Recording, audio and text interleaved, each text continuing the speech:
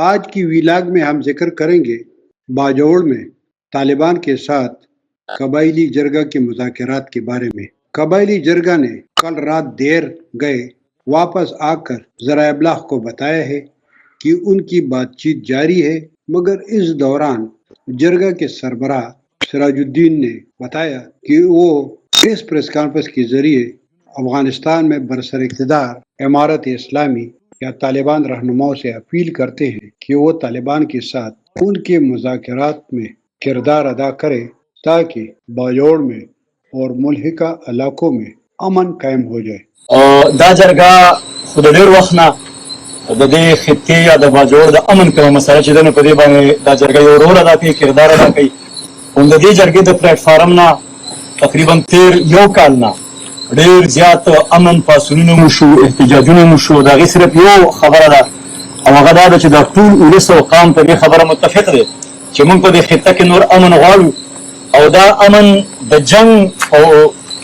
بنیاد نه د جنگ په وجه به امن نه راځي. او په دې جنگ او جګړو کې چې د تېرو 15 کال نه څومره فریقین دي هغه ټولو نه ده. او په دې وخت کې زمونږ افغانستان حکومت هم زمونږ برادر اسلامي حکومت دی. نو د دې ټولو چې څومره په دې کې سټیک هولډر دي د قوم مطالبه هم دغه ده چې موږ د امن په لار باندې موږ د ډایلاګ په لار باندې امن راکړي. په دې حواله تېره ورځ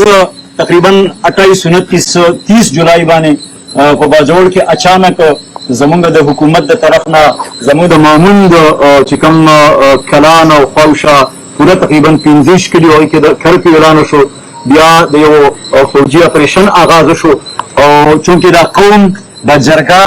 مستقل مطلب دا دی چې دا سټیک هولډر ده او دا جرګه دا قومي جرګه دا یو فریق دی بنیادي دا قام دی. نو موږ منځته راغلو دا جرګه دا قام منځته راغی او موږ د متحرف فریقینو په منځ کې مذاکرات شروع کړو، جرګه مو شروع کړه، ډېره په اخلاص مو شروع کړه او تقریبا 8 ورځې بیران هغه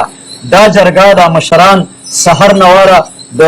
شپې د 1 بجې پورې د 2 بجو پورې هغه موږ په دې کې ستنه وکړله. اوس مطلب دی چې موږ سرکار او فوج سره خبره وشوله او هغوی دواړو فریقینو ته موږ دا دغه وکړو چې تاسو د دې قوم چونکې په دې ټولو جنګونو کې متاثره قوم پاتې شوی دی او تباهي او بربادي د قوم شوې ده او دا قوم یو اهم سټیک هولډر دی، دا یو فریق دی. نو تاسو دغه ټول فریقین جنګ د مسلو حل نه دی، دا خو بالکل د ټول قوم فیصله ده، دا یو اټل حقیقت دی. نو زمونږ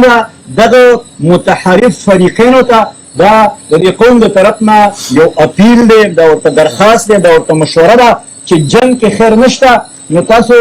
د دې قوم په خاطر باندې تاسو مله چې ګزاره وکړئ، تاسو برداشت وکړئ. حکومت هم په دې کې درخواست کوي دا قوم چې د افغانستان حکومت زمونږ برادر اسلامي حکومت دی او د قبایلو د پاکستان نه زیاتې قربانۍ د افغانستان دپاره ورکړي دي. نو د افغانستان حکومت دې په دې کې یو مثبت رول ادا کړي او دا لویه مسله دی د ډایلاګ د لارې نه، د جرګو د لارې نه، سفارتي لارو نه، تاکې پاکستان حکومت هغه افغانستان خپل کردار ادا کړي. او موږ دا قوم د دې عزم اعلان کوو چې موږ په میدان کې یو او زمونږ د دې قومي جرګې نه چې دا د باجوړ نه وره د وزیرستانه پورې دا ټول قوم دی د چتراله پورې موږ دا باجوړ دا قوم دا ولس دا قومي جرګې په دغه امن پروسس کې هر قسم کردار ادا کولو ته تیار یو. तालिबान के साथ मुज़ाकरात के बारे में हाजी सिराजुद्दीन ने कहा,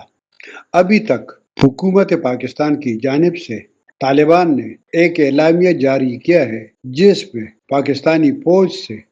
2002 की हालत पर वापस जाने का कहा गया है। बसूरत दीगर तालिबान अपने पुरतशद्दुद कार्रवाइयाँ जारी रखने के अज़म का इआदा किया है।